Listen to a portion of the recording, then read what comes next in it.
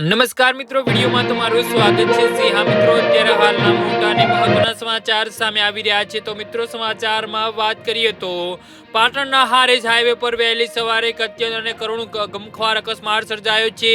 શાકભાજી વેચીને પોતાના ઘરે સગડો રિક્ષા લઈને પરત ફરી રહેલા બે સગા ભાઈઓને કાળનો પંજો ભરખી ગયો છે. હારી 3 રસ્તા પાસે આવેલ માખણીયા વિસ્તાર નજીક પૂરપાટ ઝડપે આવી રહેલા એક ટર્બો ચાલકે સગડાને પાછળથી જોરદાર ટક્કર મારી હતી. આ ટક્કર એટલી પ્રચંડ હતી કે 32 વર્ષીય સુનિલ પટણી અને ઘટના સ્થળે જ કમકમાટી ભરી મોત નીપજ્યું હતું, જ્યારે તેનો 24 વર્ષીય નાના ભાઈ અમિત પટણીને ગંભીર હાલતમાં હોસ્પિટલ ખસેડવામાં આવ્યો હતો. જી હા મિત્રો, અત્યારે હાલના મોટા અને દુઃખદ સમાચાર સામે આવી રહ્યા છે.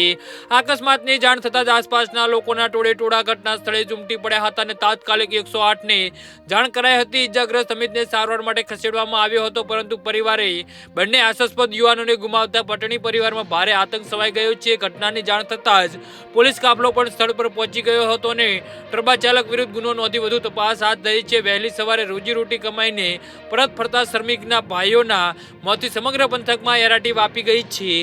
જી હા મિત્રો, તો આના વિશે તમારું શું કહેવું છે તો નીચે અમારી કમેન્ટ બોક્સમાં જરૂરથી જણાવજો અને અમારી યુટ્યુબ ચેનલને સબસ્ક્રાઇબ કરવાની ભૂલતા નહીં. ધન્યવાદ.